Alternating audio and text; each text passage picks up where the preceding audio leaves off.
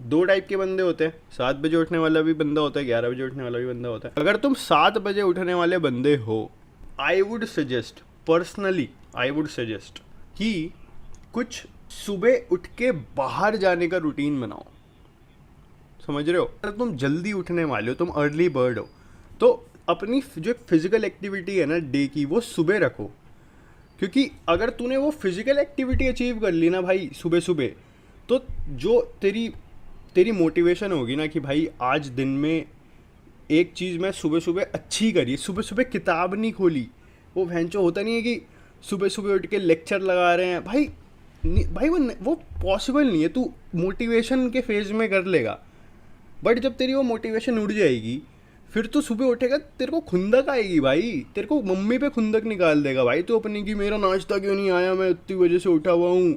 पापा पे खुंदक निकाल देगा भाई कि ऑफिस नहीं जा रहे, मुझे बोलते रहते हो। छोटे भाई बहनों को तो पिटना होता ही है देखो। फिर तो बेस्ट है कि सुबह अगर जल्दी उठता है बंदा तो बाहर जा भाई, घर से बाहर निकल, मुँह हाथ धो, घर से बाहर जा। जिम जाता है जिम जा, पार्कों में जा, दोस्तों को बोल दे बैडमिंटन खेल रहे हैं सुबह सुबह, या कुछ भी करो। तो सुबह फिजिकल एक्टिविटी साइंटिफिकली भी प्रूवन है कि तुम्हारे जो बॉडी के स्ट्रेस लेवल्स हैं मैनेज करने में हेल्प करती है। बट इन केस तुम इन इन बंदों में से हो, इन हरामी बंदों में से हो जो 11 बजे उठ रहे हैं, वही जो ईशान अवस्थी की तरह तारे ज़मीन पर जो होता है, तो देखो भाई अब तुम ऑलरेडी तुमने वो अपना सुबह का स्ट्रेस लेवल ना तुमने वो अपनी नींद में मैनेज कर लिया। ठीक है, तो अपना नाश्ता पानी करो, 12 बजे उठा लो भाई अपनी किताब। जो फर्स्ट चीज़ करनी है, जो जो पढ़ाई के लिए फर्स्ट चीज़ करनी है, वो पता क्या करना है? वो लेक्चर लगाने हैं।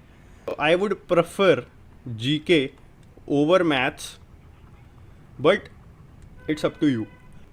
सुबह उठ के पहली चीज़ तो भाई लेक्चर ही लगाने की करनी होती है, क्योंकि देखो वो इजी है, सबसे easiest task of the day, easiest task of the part of studying, the part of preparing is to attend lectures. और भाई लेक्चरिंग भी बंदों को आती नहीं, अबे नोट मेकिंग ही नहीं आती भाई बंदों को। मैं देखता हूँ भाई परमार वरमार के चैनल पे बंदे पूछ रहे होते हैं सर नोट्स कहाँ मिलेंगे। पर भाई the whole point of a lecture is to take notes on your own. तू खुद ही नोट्स नहीं बना रहा, तू तू इस पे सेंट्रिक है कि मेरे को वही बंदा नोट्स प्रोवाइड करेगा ऑलरेडी रिटन। तो भाई तू फिर पढ़ क्या रहा है? 10th क्लास में होता था भाई टॉपिक, 10th क्लास में एक टॉपिक होता था नोट मेकिंग का, सीबीएसई में। Note making is very important while taking a lecture. खुद के नोट्स भाई, जितना पल्ले पड़ा, जितनी वो जो लाइन बोल रहा है वो लाइन लिख के जितना पल्ले पड़ा, वो तेरा पार्ट है ऑफ द प्रिपरेशन। और लेक्चर वाला पार्ट तो है ही टीचर का। ठीक है, तो वो भी इंपॉर्टेंट है किससे ले रहे हो लेक्चर। तो तुम ऑलरेडी लेक्चर लगा रहे हो तो एक 10 to 20 मिनट्स सीधा लेक्चर ख़त्म होते ही वही जो तुमने लेक्चर के नोट्स बनाए और जो पिछले नोट्स बनाए थे उस सेम चीज़ को रिवाइज़ कर लो। ठीक है, उस सेम चीज़ को रिवाइज मतलब वही पन्ने पलट के देख लिए और थोड़ा थोड़ा लाइन बाय लाइन पढ़ लिया, क्योंकि तुम्हारे नोट्स से तुमको बेटर समझ में आएंगे और किसी को आया ना आए। तो ये भी मैं बोलूँगा सेकंड चीज़ ऑफ प्रिपरेशन तुम्हारी होनी चाहिए, revision, side by side revision. Second, अब भाई देखो सेकंड चीज़ है मैथ्स। अगर तुम मैथ्स पे ठीक ठाक फोकस करते हो, मैथ्स को ठीक ठाक टाइम देते हो, तो तुम्हारी रीजनिंग भी साइड बाय साइड इम्प्रूव होती है। बट अगर तुम मैथ्स को तुम जितना टाइम दोगे ना, time by time I mean practice. ठीक है, और प्रैक्टिस भी क्या करने हैं? PYQs। और PYQs भी किससे करने हैं भाई? बुक्स से। अगर मैं PYQ text book, olive board या और किसी प्लेटफॉर्म से कर रहा हूँ ना, तो भाई बहुत ज़्यादा, तुम समझ रहे हो, जब मैं टेक्स्ट बुक, ऑलिव बोर्ड और किसी दूसरे प्लेटफॉर्म के क्वेश्चन सॉल्व कर रहा होता हूँ ना, वो सही है, मतलब वो सही है, ये सब प्लेटफॉर्म सही है अगर तुम सेक्शनल मॉक्स देना चाहते हो। बट अगर तुम्हें प्रैक्टिस करनी है ना, बैठ के प्रैक्टिस, लाइब्रेरी में बैठ के, घर पे बैठ के, कहीं पे बैठ के प्रैक्टिस करनी है, तो इट्स इम्पॉर्टेंट कि तुम्हारे सामने एक बुक खुली हो जिसमें टॉपिक वाइज प्रीवियस ईयर के क्वेश्चंस हो। प्रताप की ले लो, अभिनय मैथ्स की ले लो, या नॉर्मल ले लो, किरण पब्लिकेशन की ले लो, तुम्हें कॉमन यही मिलेगा कि सारी बुक सेम है, बस इन्होंने प्रीवियस ईयर के क्वेश्चन देख देख के वो बस दे रखे हैं।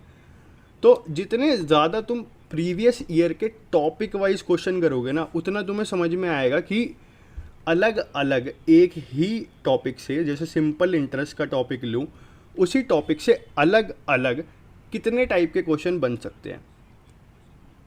अगर तुम सेक्शनल मॉक्स देते रहोगे ना तो तुम उसमें उलझे रहोगे, क्योंकि उसमें क्या होता है, सारे टॉपिक्स में से क्वेश्चन कर रहे हो।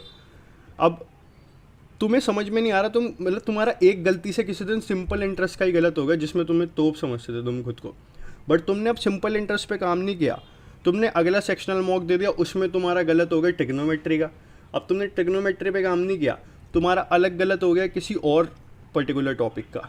तो इससे बेटर है शुरू में, अभी हमारे पास इतना टाइम है कि जुलाई अगस्त में टियर 1 होगा, तो शुरू में किसी भी पब्लिकेशन की बुक खरीद के स्टार्टिंग से सॉल्व करना स्टार्ट करो, टॉपिक बाय टॉपिक। ठीक है, मान लो 4 दिन पर टॉपिक या 3 दिन पर टॉपिक चलूँगा, उसके बाद टॉपिक आगे कर दूंगा और बाद में रिवाइज करता रहूँगा। सेक्शनल मॉक्स या मॉक्स ये सब तुम्हारी रिवीजन को टेस्ट करने के लिए होते हैं, इनका और कोई पर्पस होता नहीं है। तो रिवीजन को टेस्ट कैसे करोगे, जब एक्चुअल में प्रैक्टिस करी हो पहले, तो प्रैक्टिस के लिए बुक उठाओ। हमारे जो बेसिक मेथड है उसको फॉलो करो। तो अब बचता है रीजनिंग और इंग्लिश। तो रीजनिंग में तो देखो भाई, मैंने आज तक कभी लेक्चर लगाए नहीं। बेस्ट तो यही है कि भाई सेक्शनल ही देते रहो रीजनिंग के, और अगर उसमें तुम्हें कुछ लगता है कि हाँ मेरा एनालॉजी गलत है या वेन डायग्राम गलत है, तो उसी की प्रैक्टिस करो और आंसर्स के थ्रू समझ बनाओ कि मैं क्या गलती कर रहा हूँ, रेदर देन कि 2-3 घंटे के लेक्चर देखने के बजाय वो टाइम इंग्लिश और जीके में इन्वेस्ट करो। बट आंसर्स के थ्रू एक अंडरस्टैंडिंग बनाओ कि मेरी ये गलत है, और अगर वीडियो देखनी भी है तो बहुत छोटी वीडियो देखो। ज़रूरत ही नहीं है भाई रीजनिंग में किसी चीज़ को फॉलो करने की, इतनी इजी रीजनिंग है एसएससी की, इतनी इजी रीजनिंग है। सारे format of the exam, CPO, CHSL और सीजीएल, स्टेनो, सारे फॉर्मेट ऑफ द एग्ज़ाम में सेम रीजनिंग पूछी जाती है। किसी भी प्रीवियस ईयर के क्वेश्चन लगा लो, किसी भी इनमें से किसी भी एग्ज़ाम्स के, तुम्हारी अपने आप क्लियर हो जाएगी। 1 घंटे से ज़्यादा का है नहीं भाई रीजनिंग डेली का। 1 घंटा भी मैं बहुत कह रहा हूँ। 2 सेक्शनल मॉक्स कितने मिनट के होंगे, 20-20 मिनट के होंगे, 40 मिनट। तो रीजनिंग का क्या सीन है भाई, 2 मॉक्स, सेक्शनल मॉक्स पर डे।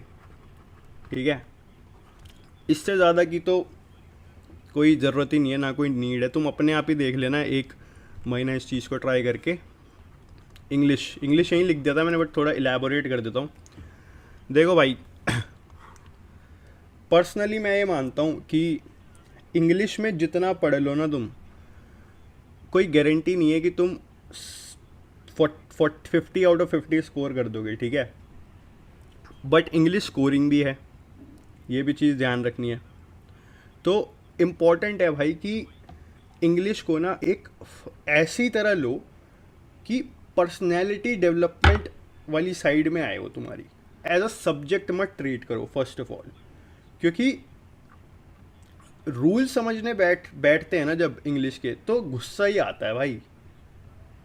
सारे इंग्लिश के टीचर्स मुझे बेकार लगते हैं भाई, टू बी ऑनेस्ट। स्कूल से मुझे बेकार लगे, क्योंकि लैंग्वेज तुम कोई सी भी पढ़ोगे ना, तुमने अगर कभी पढ़ी होगी कोई अदर लैंग्वेज, हिंदी भी स्कूल में पढ़ी होगी, जिस भी चीज़ में रूल्स होते हैं ना, वो हमेशा चीज़ गुस्सा दिलाती है स्टूडेंट्स को। तो इंग्लिश भी वही है। तो इंग्लिश को ट्रीट करो as a personality development level पे। ठीक है, नॉवेल्स पढ़ना स्टार्ट करो। एसएससी के बच्चे जो एसएससी एग्ज़ाम दे रहे हैं भाई, उनकी क्या पर्सनैलिटी है भाई, बट भाई अपनी पर्सनैलिटी भी साइड बाय साइड तो डेवलप कर सकता है इस एग्ज़ाम के साथ, और इंग्लिश तुझे सबसे बेटर मौका देती है वो करने का। ये नॉवेल्स उठाओ, पढ़ना सीखो भाई। नॉवेल्स, बहुत सारी नॉवेल्स हैं भाई, बहुत सारी नॉवेल्स हैं, और नॉवल पढ़ना तुम मानोगे नहीं, it's better than watching movies.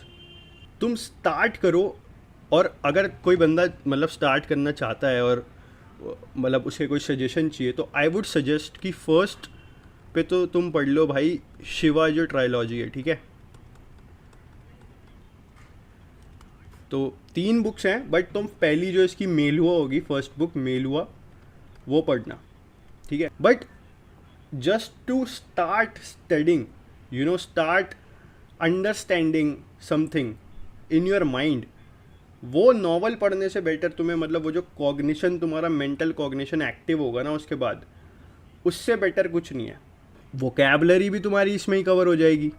Vocabulary के वर्ड तुम अंडरलाइन कर सकते हो। मिस्टेक्स जो बंदे करते हैं टू अवॉइड, तो सबसे पहले तो ना तुमको ना ये नहीं रखना कि मुझे समझ में नहीं आ रही।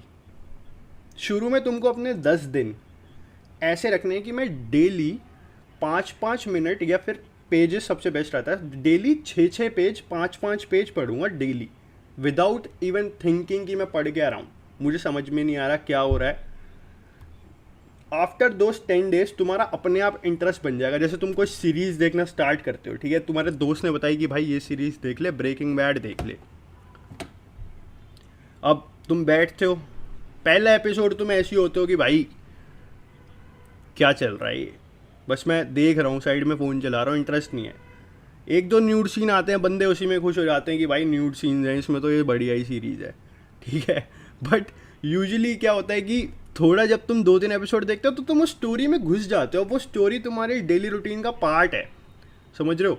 तो वो तुम्हें डेली अब तुम देखते हो जब तक ख़त्म ना हो जाए। कुछ बंदे तो तभी एक ही दिन में निपटा देते हैं। तो सेम चीज़ तुम्हें बुक के साथ करनी है। I would highly encourage you कि अगर तुम बुक पढ़ना स्टार्ट करोगे, तुम्हारा जो डेवलपमेंट है ना, पर्सनैलिटी डेवलपमेंट, वो बढ़ेगा भाई। तुम बात कर पाओगे कहीं जाके ग्रुप में किसी अच्छे टॉपिक पर, रेदर देन इस चीज़ पे डिस्कस करना कि भाई क्या चल रहा है सोशल मीडिया में, उसने क्या कर दिया, ये क्या हो रहा है, वो क्या हो रहा है। तुम्हें एक अच्छी understanding of some other topic मिलेगी जो काफ़ी इम्पॉर्टेंट होगी, और तुम खुद अपने दोस्तों को भी रिकमेंड करोगे।